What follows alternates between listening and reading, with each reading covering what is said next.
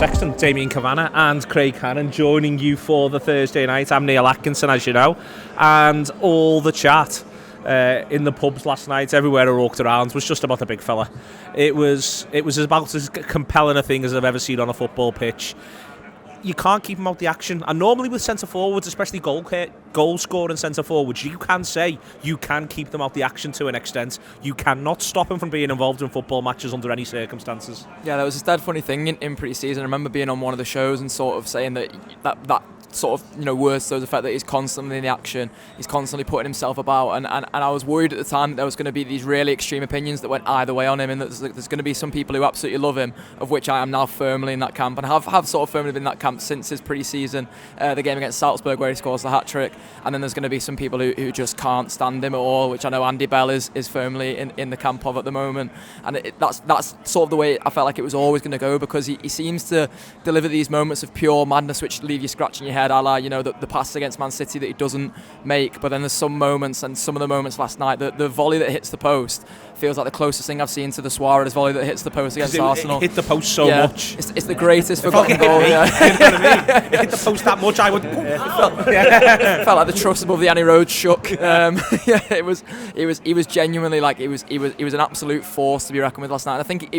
he's just going to be that for his Liverpool career now. Like, there's going to be people who have all these lukewarm takes about, oh, Darwin's this and Darwin's that, and his output's here and his output's that, and then there's going to be the other stats fellas, like Melissa Reddy was a good one of them on Twitter last night, when she was pointing at his stats going, there's some things he's not doing, and the things he's not doing are a lot on the eyes, but some of the things he's doing are fucking hell, have you seen them? Yeah, he's just constantly in it, and as I said, we had the other, so he was being compared, and he's always going to be now, there's nothing we can do about it with Haaland, but they couldn't be more different as footballers. They happen to both be massive lads who play centre forward, but Haaland he's got unbelievable poise. And part of what he's trying to do is he doesn't want you to know he's in the game, and then he's gonna nick one. That's his entire outlook. It's like Darwin goes to centre halves. You should be trying to mark me. Yeah, and you can't. It's amazing, isn't it, to see? I mean, Haaland glides around the pitch. Yeah. And Darwin, he just sort of, I don't know, windmills his way around it, doesn't he? Do you know what I mean? He's just dead awkward. Yeah, he's the sound of the horse in the national. Yeah, completely. Yeah, I mean. One of the, bear with me on this, and I'm not saying this exactly, one of the observations I was making last night, and just talking to the lads in 202, was there's a similarity a little bit with Collymore in the way that he runs and the way that he blasts everything. Yeah. Now, there's not much more of a similarity, but that is certainly in there. There's no finesse, that's the point. Yeah. But he's game, isn't he? And he's having a go, he's putting a shift in. Now, he has got talent, and he probably would work better in a team that is counter-attack than was completely set up for him. Liverpool are not always counter-attack, and they're not going to completely run around anybody, but he's got a lot to offer, and he's trying to offer it. So after the inauspicious start, he's gaining some momentum, isn't he? You know what I mean? So while he's clattering into the fences round the Grand National, he's getting past them.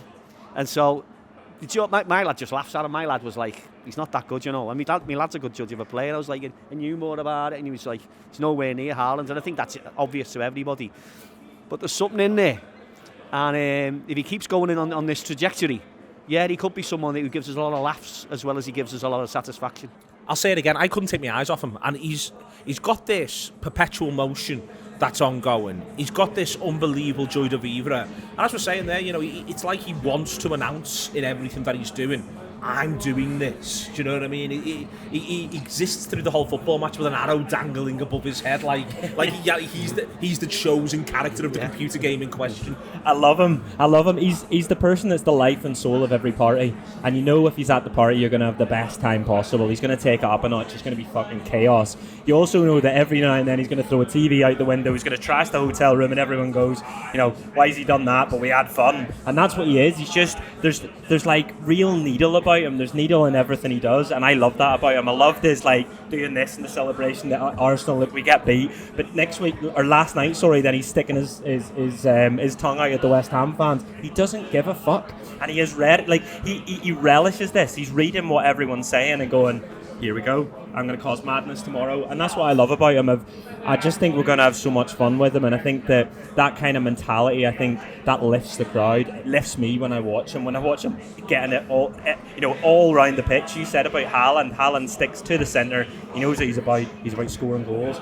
Darwin's about finding chaos, creating chaos, and scoring goals as well on top of that, but lifting everyone around him. And I think he's just going to be a joy to watch, and I think he's just going to we're gonna have so much fun with him.